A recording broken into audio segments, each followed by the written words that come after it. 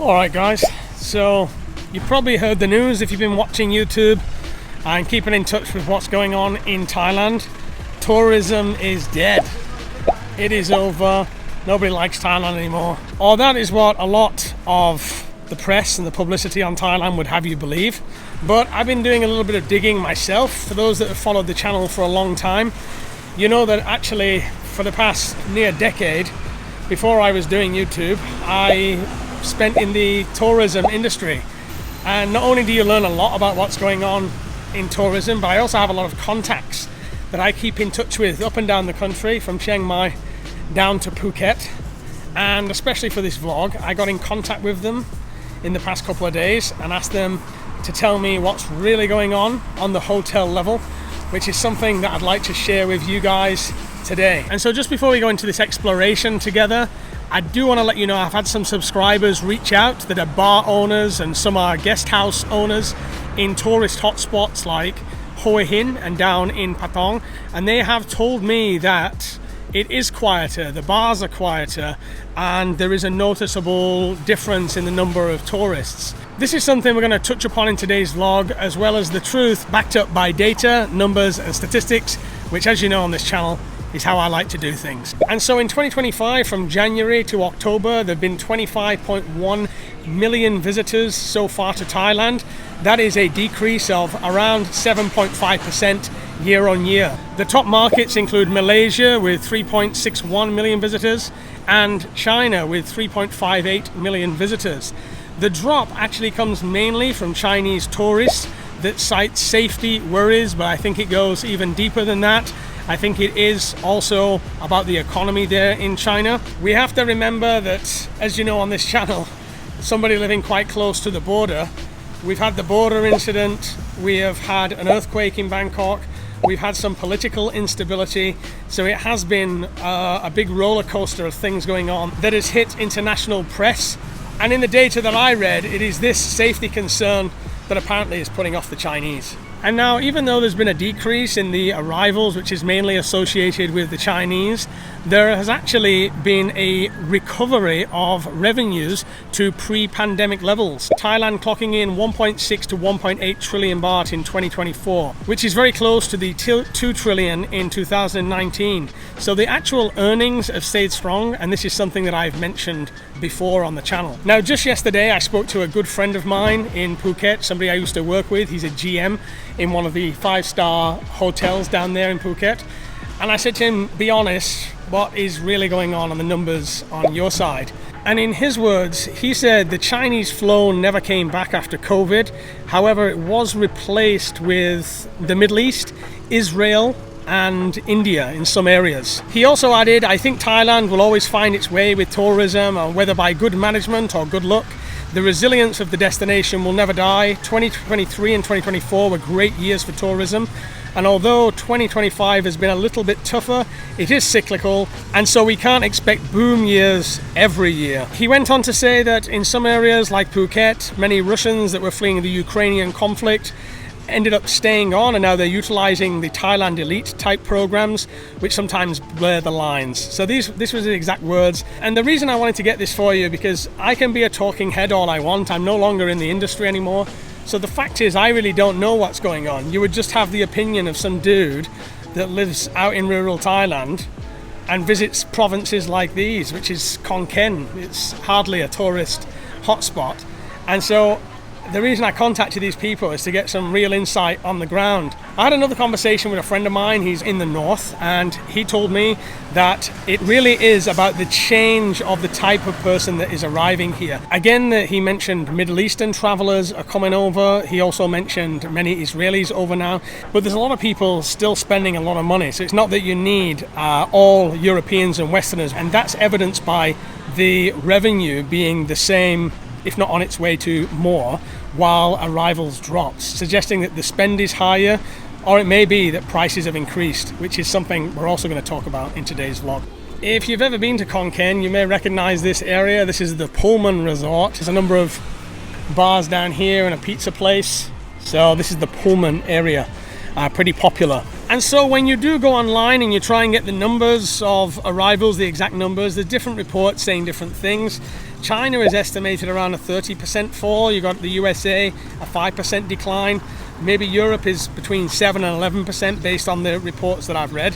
But obviously in terms of arrivals, there is a decline. But I'm sure many of my subscribers would agree this doesn't mean that it's a Thailand problem. The fact is, people don't have as much money to travel anymore.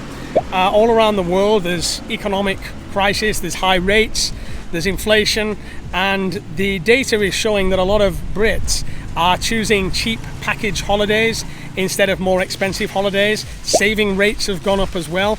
People are watching their spending, and all of this has an impact on the number of arrivals to Thailand. It isn't that everybody hates Thailand and nobody wants to come here anymore, which is something that I have seen written out there on particular sites like Facebook. I don't agree with that. There may be a little bit of that sentiment in there, but it seems to me more so that it's the economic conditions worldwide that are affecting this, and the changing demographics in Thailand. There is definitely a rise in the tourist areas of the number of Indians coming, and there are certain pockets of Israeli communities. I've seen this myself up in Pai, where the communities have become somewhat long stay. Also, this has been reported on the islands, where the communities seem to be staying a little bit longer. They're not short of a few quid, which probably explains why, in terms of revenue, Thailand isn't doing so bad. However, I did dig into that a little bit further for you as well. And when it comes to hotel prices, you may be quite surprised. I ran a little 10-year comparison, and the numbers that I dug up for a hotel room in Bangkok in 2013, you were looking at 2,500 baht per night.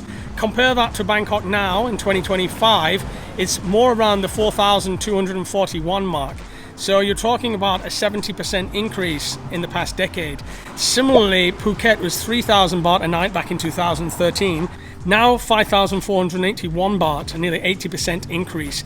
70 to 80% in a decade, while overall tourist spending has only risen 10%, showing that much of the extra cost now goes to accommodation rather than activities and consumption. In other words, this place is awesome as well, by the way. This is the Blues Bar. I'm not sure if I showed it to you last time, but this is where I'm going to be getting my Indian food tonight. I'll be coming in here, getting some Indian. He's also got some pies and UK dishes. So I think it's pretty popular with the expats here in Khon Kaen, from what I'm told. So yeah, if you're in Khon Kaen, check it out. So you could say that even though the revenues are up or recovering to pre-pandemic levels, some of this you have to factor in the increase in hotel prices, because the pandemic was, what is it now, four years? Doesn't seem that long, does it? And within that 4 years, at least half of that inflation, if not more. I mean, you look at the inflation now, that's why gold's going to the moon, that's why Bitcoin's going to the moon, like fiat is just collapsing, and that is because of money printing. And so some of that extra revenue that on the outside still looks sweet is probably to do with inflation as well, and the actual growth has decreased.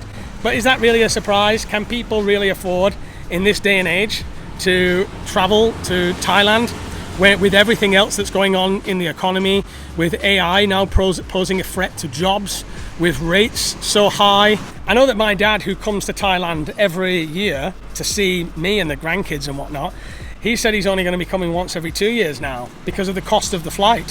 He said to me that he can go on a nice cruise somewhere, or he can get a package holiday where he can go all inclusive, he doesn't have to travel too far, and it's a fraction of the cost of Thailand. So it doesn't surprise me that arrivals from, say, Europe and places like that are down. And I can also report, when I worked in the hotel industry, prices do go up in many ways, and I'm not claiming this from any particular hotel I work for, but your job as a manager in F&B, or any part of the hotel for that matter, is to maximize revenue and of course maximize the quality of your service and maximize what the customer is receiving. But that means that prices often push up, the cost of ingredients go up in F&B, so all of your raw ingredients can go up, so you have to put those prices go on to the customer. Rents can go up depending on what property you're on, and your KPIs as a manager go up. Your key performance indicators, you expect to hit higher and higher revenues each time and demonstrate growth in the business, and often that comes through selling higher priced items or increasing your prices, which it's a one reason why a group of select subscribers don't want to come to Phuket anymore or to the tourist areas anymore, and they prefer to be out in the outskirts because they know they're not going to be price gouged.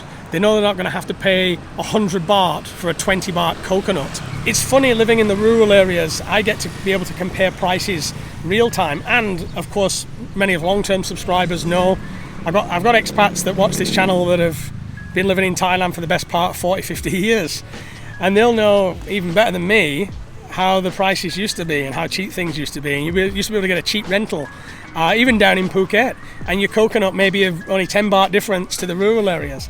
Well, living in the rural areas, I get to see how prices differ from, you know, what the Thais are paying in these areas in comparison to what, say, the Russians are paying in Phuket. I believe it is a direct consequence of wealthier travelers going to those areas and paying those prices and then pushing costs up, and also the property becoming very valuable. The investment in the property therefore requires higher prices to get a faster ROI. That's just the nature of the business. In the hotel business, that's the way it is. You acquire a hotel for X million dollars.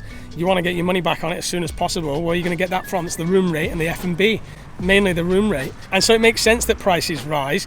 And what I think is the inevitable consequence of this in the long term is just the expansion of the wealth gap. The wealthy in the elite and the people with money are going to be the only ones that go to Phuket and even some of the islands. That's what the Thai government want. They're explicitly saying that. That is what they want to attract a higher, wealthier tourists. Interestingly enough, an average spend for somebody in a Thai holiday that I read is around $160 a day. A backpacker will spend more closer to $30 a day. However, the holiday maker will only stay for 2 weeks, whereas a backpacker might stay for as long as 2-3 months. So it's not a zero-sum impact of the backpacker. The backpacker will also not give all their money to a large corporation, a big hotel with a famous name and one that works by a corporate infrastructure. A backpacker is more like to stay with a small mama papa's guest house that needs the customer, eat at local restaurants that needs the customers. So I know there's a bit of anti-backpacker sentiment on my channel, but I think there's an argument to be made for the good backpackers, the ones that are not begging on the streets but come with a nice wad of money, maybe in between university and work, that say, right, I'm taking a few months and I'm going to drop 10 grand just to enjoy my travels around Southeast Asia. Don't discount them. They are a part of the tourist community and they do help the local economy. Otherwise, like I said, what we'll probably see is the distancing of the rich from the poor. Now, I did take a little look into flights for you, but to be honest, I couldn't find much difference. I found a lot of people complaining that the flights are much higher now from the UK to Thailand. I remember paying £800 for a flight to and from the UK, return, maybe 850. I can remember paying that for years, over the past 10 years. And actually, if you look now, you can probably find a flight for about that. So I have nothing to tell you or complain about in terms of flights prices affecting tourism. It seems to me that it's actually the hotel prices that are making the big impact on people's wallets and making them choose other destinations. There is a good percentage of the foreign market going into Thailand and Vietnam and Laos now. I know that because it pops up in my comments all the time. You know, I go to Laos now, I go to Cambodia now, and I think that's completely fine. You know, Thailand's not for everybody, and you can do that without also wanting Thailand to fail. You can, all the best to Thailand. It's targeting wealthier travelers. I'm off to Vietnam, and I hope it does well. That's the attitude really you should have. You shouldn't want Thailand to fail. I think a lot of these videos do quite well because people really want to see Thailand fail. Maybe they've had a bad romantic experience here. Maybe they lost their money here. Maybe they just dislike the people and the country here. But it's almost like there's a gleeful need for the country to fail.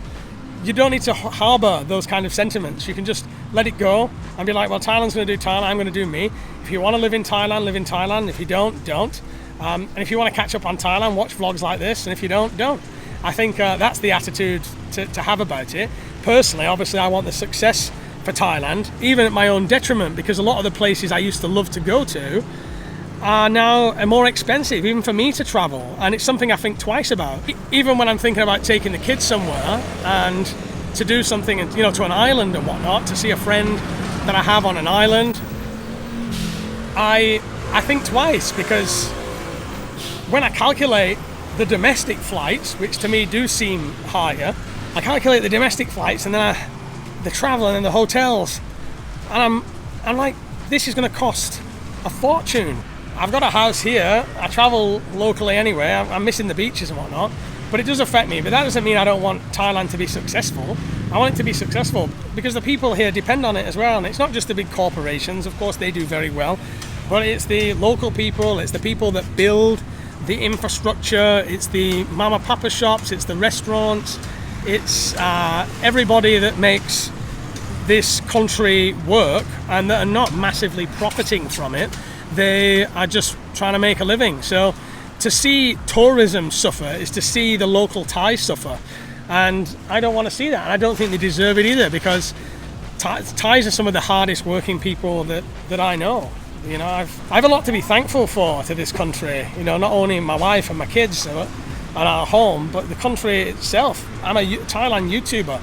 So I don't want to bring out content that is showing, I want to bring out content that shows the truth. And in order to tell the truth, I should mention that, is it actually affecting the economy?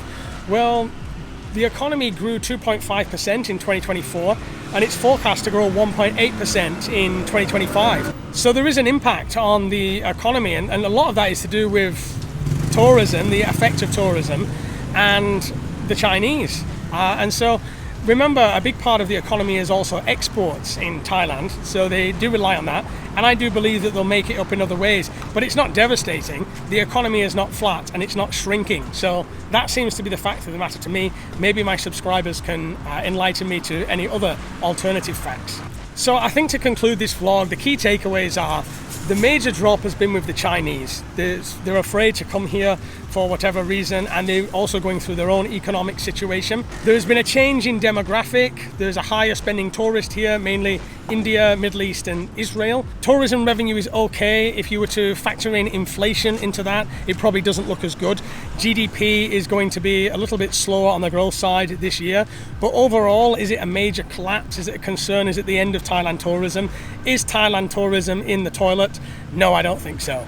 I think that it's a bit of a nothing burger, and I'm very happy for anyone to try and change my mind and leave me some facts and figures that I may have not considered myself in the comments below. Please do, if you have anything that I've overlooked. And I hope you found it insightful, also getting a little bit of an insider view from some of my contacts who I'd like to thank, by the way, for the contributions to this vlog. And now I'm going to be enjoying Khon. I've got an interview with, I believe he's a French expat, which is coming up on the channel probably next week. And I'm going to be chatting with him about his off-grid construction, which looks pretty impressive. He's gone full on solar panel, and I'm looking forward to it. Thanks for checking in today, guys. Let's hope that tourism improves and people keep coming back to the country that we know and that we love. So take care, everybody.